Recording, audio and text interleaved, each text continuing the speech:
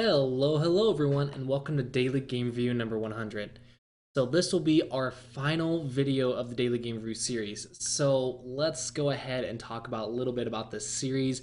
The Daily Game Review originally started out where I was going to release game review videos daily. Unfortunately, it didn't work out nearly that well due to real life situations, jobs, and everything else. However, I tried to release them as often as possible, so it wasn't quite daily, but it was 100 game review videos nonetheless. Therefore, this is our 100th video, and as such, I want to make a little special. And I considered doing a pro game, but I just don't understand pro games enough to tell you guys. And I figure probably I'll turn that into its own series on its own on how to study pro games as a amateur player. So for this game, I picked one of mine. Now let's first. I want to thank everyone who submitted their games for the Daily Game Review series and everyone who stuck with me this long and watched all the videos. I really want to thank all of you for supporting this series and making it possible. And as always, I hope you guys did enjoy the series and I hope you found it very, very helpful. Remember, all the concepts that I kind of used are on my website, seansgogroup.com, so be sure to check that out. But nonetheless, let's go ahead and take a look at this game. And this game's going to be a little special. It's not going to be a normal Dawn game. It's going to be how to deal with players who play things that you just don't like. In other words, players that play the most uncomfortable moves possible. So let's go ahead and look at this and see what I mean. So we start off with a normal opening, and then black plays here. So this is already not conventional, because normally black would play a Shamari or an approach, right? So already black's playing a little bit strange. However, it's nothing too crazy yet. So I go ahead and play an interesting move, and he plays his attachment. So normally you would see a 3-3, you would see a pincer, or something like this, but black chooses an attachment. So already I'm getting kind of a feeling that, oh, something's a little bit strange, but okay, it's nothing I haven't seen before, but it feels really strange so far. And then we get to this cross cut, and I start realizing, oh, I'm playing one of those players. One of the players that play the most annoying Josekis possible, even if they're not good for them. The reason they play this is because it's very, very easy for players to mess it up, and this means they are more likely to get a result than anything. And this style works at many levels due to the fact that many players get very, very annoyed. So I do not recommend this for learning or improving or for anyone all in general, because this style makes many, many players upset, myself included sometimes. However, in this game, I realize, because I've played this type of style many times over the years, and it used to be very annoying because I felt like I couldn't do anything. I felt like I couldn't read. And that's actually the strength of this style, is the fact that it really confuses your opponent and you play things that your opponent doesn't expect. And when you're on the receiving end of this, it's like you have no idea what they're going to play, or you'll start getting the idea that, oh, they are going to, I kind of feel what they're going to play, and they're going to play the most annoying one possible. They're not going to let me get anything. It's going to be a really, really annoying, and now I'm probably going to have to kill them somewhere, and killing's really, really hard. It's just frustrating all around. That's why this style is very, very stressful to play against. But in this game, I did play against it relatively well. Probably not perfect by any means, but I think I handled it relatively well. And we're going to go over how I handle that. So first thing is I recognized it. I started recognizing what was happening. And this is, of course, just like I have not seen, if hardly at all. So of course, after the game, I immediately looked it up and saw what the actual Joseki was. So of course, I mess it up because I don't know what to do. So I just read as best I can and come up with something. In this case, I came up with this variation to get some outside influence, right? And my idea was to get the influence on the outside. So let's go over what the Joseki actually is. Let's see if I remember it actually. It was, it's threatened the stone first. So hold on, let me look it up. I forgot it again. I saw it, like, I only looked it up once. So even I'm not perfect, right? I looked up Joseki and then I forgot it. So So it was that, then Spencer attached there. That. Uh-huh. That's why. It's something I wouldn't expect. Okay, so it's actually this variation. So I Atari this one, and then I connect here. So I didn't notice this pattern. Now, the reason this works is for two reasons. Double check that I got it right. Yep, I got it right. The reason this works is for two reasons, and that is because if black simply goes for this stone, these stones will not die, right? They die, just straight out they die. Therefore, this result is a little good for white. So black normally saves this. So black can save it like this, or like this, and like this. So if black chooses this one, white will get tons of thickness. Or I can even see. Let me double check before I tell you guys wrong, because I don't want to tell you guys wrong, since this is actually something I'm not familiar with. If uses this one. Okay, so it is a tiger's mouth. That's what I was thinking. Okay. I was thinking it was tiger's mouth. I just wanted to double check, because if it was this one, this cut might work. Okay, so it is a tiger's mouth. You go here, and then black goes here, and then you just up, and you get a lot of thickness. This result feels a little good for white, because while black does get 2, 4, 6, 7, 8, 9 points in the corner, okay, I won't say it's good for white. I'm gonna say it's even, because I don't have this corner, but I like the influence of white. I really do. So in my case, I kind of prefer white, but it's probably even. Now, the Joseki is actually to play this one. And then white gets this Sente, and then the tiger's mouth, and then black gets Sente. So I still kind of prefer white, but black gets Sente, so it's even. It's definitely even. Now, this is the Joseki, and that's why this move is very important. It has like Mii for here and here to gain thickness or to cut black off. White's the last option white had was, or black had, was this one. But in this case, I really like white's Panuki. Anyway, that's still possible. But the fact is, in the game, I didn't know what to play. I just showed you guys the Josekis, that way you know for the future in case someone does it against you. But I didn't know what to play, right? So I just read and do the best I can. I came up with this variation. And up to here, it felt fine. Black plays here, and I got the double Hane, which is fine. And then I make a blunder. So I make a blunder because I played too fast. So I was playing this net.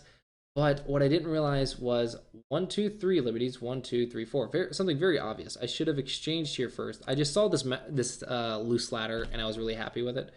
Really happy that I found it. I just played too quickly. That's all it is. So I should run first.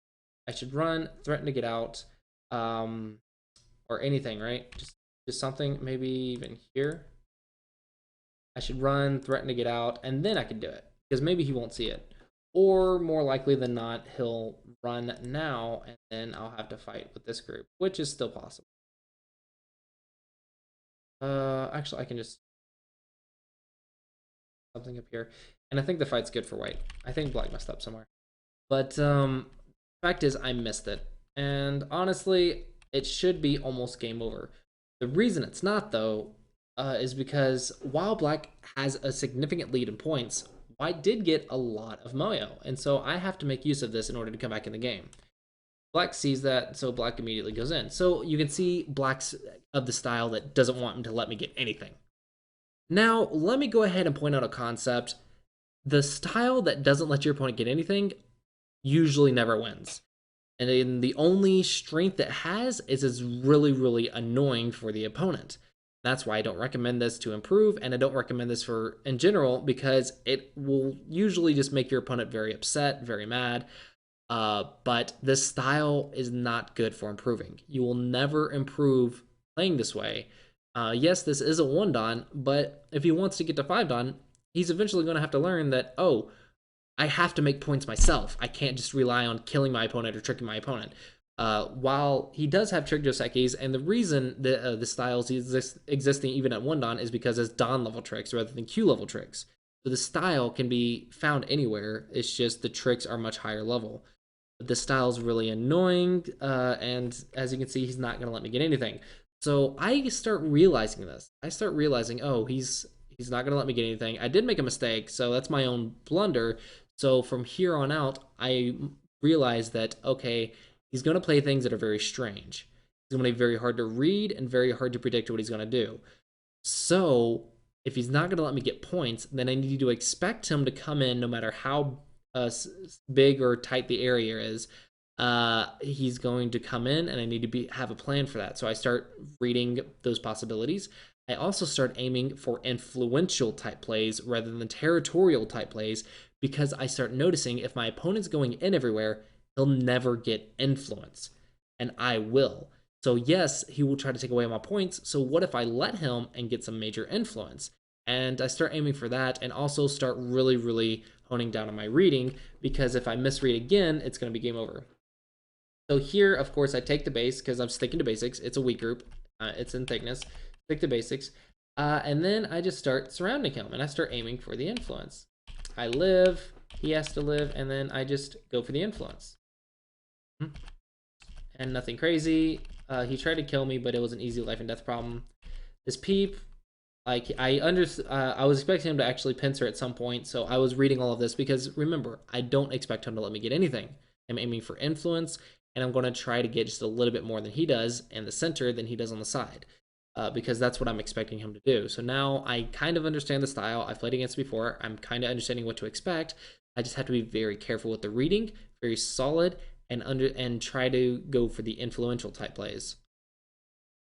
So black starts living, and here I even consider Tanuking immediately, but I get like one more forcing move. I do Tanuki immediately because I want to make sure that if I play locally, that I will kill him or I will threaten. Oh, I'll threaten to kill him. So in 2 moves, I will kill him. That what I mean by that is if I play, and he ignores, I have to make sure that my move is Sente. So I have to make sure that this is valuable enough to do. And this definitely was, because if he does anything, he's definitely dead on the inside. And if he tries to run, it's almost impossible for him to get away. So it was very, very Sente, actually. I made sure my move was very Sente. And I was even considering this jump. The reason I didn't do it immediately was because I wasn't convinced that this specific opponent would respond. And if he doesn't respond and he gets to this move, it's very big.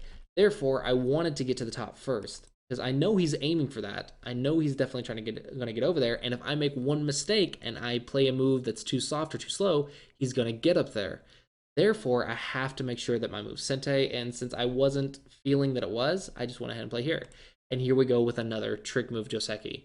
I didn't expect it. I didn't see this move. I couldn't predict this move because I would never expect my opponent to play this move. However, he played it, so of course I read and I just try to play normal. He plays this, and I just go for shape and influence. And then he plays here. Now I highly considered playing this Hane, but what I looked at was his points versus my influence. And I did like my influence, but I really didn't like this cut. Therefore, I said, I'm going to just take the points here. When I counted the points, it's actually equal in points. And honestly, I'm getting slightly more influence. So I feel I'm like maybe 2 or 3 points ahead. Even though he's stopping me from getting the influence on the top side like I was aiming for, I still like my position a little bit better because I felt like I had more points. He has maybe 5 or 6. I have 2, 3, 4, 5, or 6 as well. But my influence is a lot more, or my stones are on the outside more than his are. And also I have this wedge at any time, which I read and I know about. So immediately I can go here or extend here or any of that. I'm well aware of that in my head. So I felt slightly better. And I was reading very carefully and trying to judge very accurately. So this is where most players will actually fail. That's because you'll see this and you're like, oh, he's trying to stop my topside combination. So I want the topside combination. So the whole plan from this move was to get the topside, right? That's the entire plan. Except our opponent's preventing us from doing what we want. Like they will go to any lengths necessary to prevent what we want. And that's where people get tricked. They'll start trying to go for what they want. They'll try this double Hane stuff and then give your opponent a big corner, and your opponent will still reduce it or invade it later. Be flexible. Be flexible. That's the idea here. Don't stick to just one plan. Your opponent's going to do everything he can to prevent that one plan. Well, then sometimes just letting him will give you an advantage. Sometimes when your opponent goes too far to stop your plan, you'll get more in general anyway. Because stopping at a plan, or usually a Go is a game of exchanges, right? So normally your opponent gets something and you get something. You're trying to get a little bit more than your opponent. Your opponent's plan is to get the top side. Well, okay, maybe normally I would try to get Sente. That way I can threaten to invade the top side or something like that, right? That's normal thinking. Or maybe I just Tanuki in general and get my own area. Or maybe I attack here, and if he gets a corner, then I come out and attack this group and gain some influence or something and stop his global combination. I have enough points because this is dead, right? Something like that would be normal thinking. But here he's like, I'm not going to think normal. I'm not going to play a game of exchanges. I'm going to play a game of you're not going to get anything, but I have to get something, right? As long as I stay strong and efficient, I will get something. And then it becomes my opponent who's the one not getting anything. And that's why I played this one. And then I was reading this as well, and I finally concluded that this was absolute Sente, but I couldn't get anything more. So now I go play normal. And I didn't approach normal because I knew for a fact he was going to pincer. So I was like, okay, if he's going to pincer, let's make the pincer as difficult as possible for him, which he did pincer, just like I predicted. Now I'm not too familiar with all these Josekis. So I figured I wasn't going to be able to play normal Joseki against this guy anyway. He's going to play the moves that I hate the most. Therefore, let's play some moves that he hates the most and think, what is the idea here? What's the main concept here? And the main concept was to try and put pressure on this stone, threaten to live in the corner, and make my own combination. This is all I expected this, and now I have a decent position. I think black misplayed a little bit because now I get this move. So this was kind of a Miai. So if he goes here, then I get to pincer. But if he goes up top, like I was expecting him to, then I'll get to put pressure on the bottom. And my influence is a little bit better than his corner. So I was reading and kind of had an idea that he wasn't going to play normal moves. So I had to. My brain was looking for the abnormal moves as well. So make sure your reading's good. You have to expect abnormal moves, and you have to expect your opponent to not let you get anything. And when your opponent's trying to not let you get anything, that's when you go for the threatening two things. And you're like, okay, if he plays this one, I'm going to play this one. If he plays this one, I'm going to play this one. Normally, you should do that anyway, but it becomes really, really difficult on a psychological level to predict what's going to happen when your opponent's playing things that you would just never expect. So you have to play solid, you have to play strong, and try to go for influential strategies, because when you threaten to make territory, they're going to stop that territory. They're going to go in, they're going to do everything they can. But when they do that, you will have something to attack. And remember the attack and defense principles. You attack to gain profit. So as long as you're reading how to attack those moves that are going to just stop whatever you want to play, then you can, to an extent, control the position. So up to this point, I was already predicting what my opponent was going to do, and normally you would fix here, but I knew for a fact that fixing wasn't going to be good enough because now he's going to attack me, probably something up here. This is the type of opponent I'm playing. I also started thinking, what if I let him cut here? So I was planning to build a center. And so my plan was a center for a while now. And if I just go for the center, what if I let this cut happen? And I was counting and trying to be as accurate as possible. And I was okay with letting this cut happen because there's still Aji.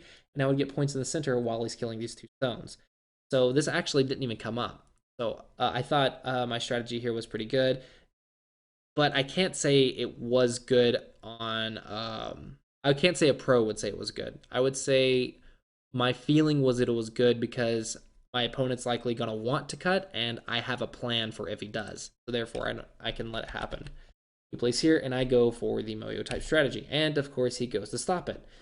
That's fine. I'm reading the cuts, and I'm reading the influence, and I have to make sure that it gets something in the center, because that was my goal for the last like 30 or 50 moves, was to go for the center because my opponent's not going to let me get anything on the side. So keep my opponent low and get my influence, and then I'll win the game. That's my thinking so far. He tries to break in. So this is his first like real overplay move. He's finally starting to crumble under the pressure of the influence because your opponent's saying, I don't want you to get anything. But now I'm clearly getting something. And so he's going to do everything he can not to let it happen. But you can only go so far with that kind of thinking, that kind of strategy. And in this case, I easily cut him off, and This is something that you would never actually try normally. It's only opponents like these that would actually try stuff like this. And if you want to learn how to counter this type of strategy or practice against it, try Taijom. That's the most common place that you'll see this type of strategy, where they do everything and anything to stop you from getting something. And here, of course, when I played the 2-point jump, I had already read all the cuts and pushes and saw that I completely sealed them in on top. Otherwise, I would have played a 1-point jump or Knight's move or something, right?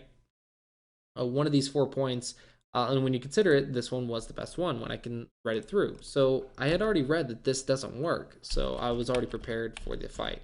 This fight's good for me, and I just stay strong and keep him weak, and this fight's going to be good for me. And now, even if he lives in the center, I'm going to be able to attack the right side. But of course, I'm not going to let him live easily. I think his group's probably going to die. Of course, you have to have a plan B.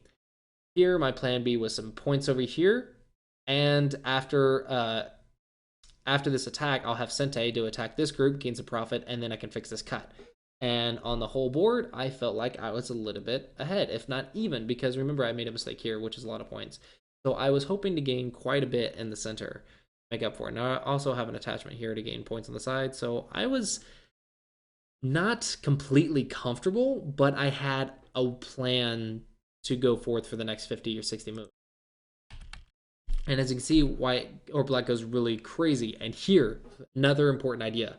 They will always go for the kill if possible. If they're using them a chance to kill, they will go for it. That's important because you have to know for a fact that you're alive, and you have to know every move possible to kill you, and you have to have a counter for it. So this was extremely important. When I saw this push, I knew the cut didn't work, but when I saw him play this cut, even though it didn't work, I started reading, oh, he's going to try to kill me. This is important to know. And so I play in a way that fixes both sides. And that way I can make sure I live. And he plays here, and I, of course, make my life. He plays here, and I stay strong. I'm not trying to be crazy. Crazy moves or loose moves will definitely be punished by this type of player. They will do everything to cut you apart, everything to kill you if you leave it opening. So just stay solid and stay strong. And they're the ones who will actually have the weak shape because they're overextending themselves left and right. So I was fine with this, and then I just take all my free moves. He played this one. I was actually expecting him to play this one. Like this. So this is what I was actually expecting, and he didn't even do that. So I felt pretty happy here about his eye space, because now he actually has 2 weak groups. So here I felt like I was going to win. At this point, after I got this move, before I felt like I had a chance to win, I had a plan to go in and win. After I got this move, I felt like I was going to win. Okay, and then he plays this. So now he starts going crazy because he doesn't know the basics. Well, it's not it's not the fact that he doesn't know. It's just he hasn't practiced implementing them. He's so used to playing moves that are aiming to kill rather than take profit. He's so used to playing moves that stop my opponent from getting anything rather than exchanging with the opponent. So that's why you see moves like this where it leads directly to broken shape. And of course, it's a bad move to normal players because it's broken shape and it hurts both players, both groups. But you have to realize that this player isn't used to practicing these types of moves. And so he goes, and of course I'm reading my life and death on the right and the middle, because I know he's aiming to kill something, because that's of course he's always going to be aiming to kill something. So you have to think, okay, he's going to try to kill me. What's the most severe way to kill me, and am I alive? Do I have a plan? And that's what you have to predict. Then he played this, and so I just fix. I know that he's going to try to kill me, and the moment that I become killable, I have to fix. Make sure you don't die. The biggest way for you to lose these types of games is to die. Make sure you don't die. Make sure you're just staying solid and strong, and then have a plan from there. But if you leave even a slight opening, these types of players will cut you. They will take your eye space. They will do anything and everything to try to kill you. They don't care about profit. They only care about killing you and stopping you from getting anything. They only want to kill you. And that's very scary to play against, very annoying to play against, but if you're mentally prepared for it, it becomes easier. So I think probably the biggest thing is, once you understand these ideas, controlling your thoughts, because playing against this type of player is super stressful. It's super annoying and very aggravating. And the biggest weakness you have against these types of players is your own thoughts. It's your own psychological mindset. And that is because when you get stressed, you start reading, you start reading very shallow. You also start reading only local stuff and forget about the global thinking, and and it really, really, really impairs your judgment. Now, remember that I've been preaching a little bit lately about 3 ways to approach Go. I don't know if it was in this video or another video or on live stream, but step one, there's 3 steps to making a good move, and it's not just the questions. The questions are how to find a move. This type of thinking is how to think about what to play. And the step one is an instinct or inspiration or something like that, right? And those are the moves that pop up in a few seconds. Your instincts tell you, or you get inspired to play these types of moves or something like that, right? So first is your instincts. What do your instincts tell you? What are the options? Then your second thing is reading. Read each of those options, read them as accurately as possible. And then your third is judgment. And judgment's probably one of the most difficult out of all of them, judging if the situation's good for you or not good for you. This is likely the most difficult out of all of them, and probably arguably one of the most important ones, because you can have the best instincts in the world and the best reading in the world, but if your judgment's impaired, then you'll probably pick the bad options. So your judgment can be very, very important. And when you get into a psychological state of stress, of annoyance, that judgment ability gets really impaired. So controlling your stress levels is very important in this. So here he starts going for eyes, and I'm fine with killing the top. I know I'm not going to die on the right, so I'm fine with just killing the top. And of course he goes for it, and I'm playing I don't mind giving up 2 stones. I wanted to give up 2 stones at the start, remember? So I was fine with that. All I have to do is just connect, and I win. And so I just take my Sente moves and just win. And he ended up dying in both places, because now he's not even alive here. And of course I stay really strong, really solid. And then I keep that dead, and then I can go about killing this one, and then I just read and found all this. And he ends up dying in both places. So these types of opponents that overextend themselves and will do everything and anything to kill you and to stop you from getting anything, because if you look at the board, where's the points? Where's the territory? White hardly has anything aside from the dead groups. And that is because black went over way too much. Like he overextended himself way too much to destroy those points. Where does black have points? Well, he has points on the bottom, but aside from my mistake, the only points he really has that are worthwhile is the A stuff, the A corner. And that is from my mistake earlier on. But you saw that after making that mistake, I realized the type of player I was facing, and I started reading a lot more accurately and started understanding that, oh, since I'm facing this type of player, I need to change my mindset and change my plans. And I started going for influence. And then he started going for, he finally overextended himself at B, because I was getting more than him, and they can't stand that. They will not let you get more than them. They don't want you to get anything, much less more than them, right? So they can't stand you getting something. Therefore, once you get more than them, especially when you get more than them, they will overextend themselves, and you have to be ready for that. You have to have solid shapes. And when you have solid shapes and they overextend, it becomes very easy to attack, very easy to take profit. And potentially kill. And usually they end up dying because they refuse to just let that group go. They refuse the Sabaki, they refuse to let you have it, and they just keep playing on it. And it's up to your good attacking skills to actually deal with that. So give yourself multiple options, of course. They're going to, if you aim at one thing, they are going to stop it. Every time they will try to stop it. So make sure you're aiming at 2 or 3 different things. Make sure you have a global strategy and a global thinking, and play solidly. Solid play with a global strategy. That's how I won this game. And I chose influence because I knew that he wasn't going to let me get any territory. But if he's not going to let me get any territory, that means he's not going to get any territory. So I went for influence because he's not going to get influence either. When he's trying to invade everywhere, he's going to live small. He's going to have a few points, and so I went for the influence route, and that was my plan. And so ended up working out. I ended up getting the influence, and then he just overextended. And I killed him in the center, but of course he refused to accept it and ended up dying with the right side group as well. So these types of players are very, very annoying to play against, but it is possible to beat them. the biggest strength for you to use against them is control your mindset, because that's the biggest strength of this strategy to play against you. So for these players, the biggest thing they rely on is stressing out their opponent. If they don't have that and your opponent just plays calmly and naturally, it's very, very hard for them to actually win, because they don't ever have a combination. They don't ever have a plan. It's only attack and try to kill and invade everywhere. So you can't really win with this type of strategy, but it's very stressful to play against. So I thought, why not make a video out of it? Oh, right. Well, that concludes this video. It is quite long, but since it's our 100th video, I wanted to do something special. As always, guys, thanks so much for watching. I hope you guys enjoyed this video and this series, and look forward to my next series.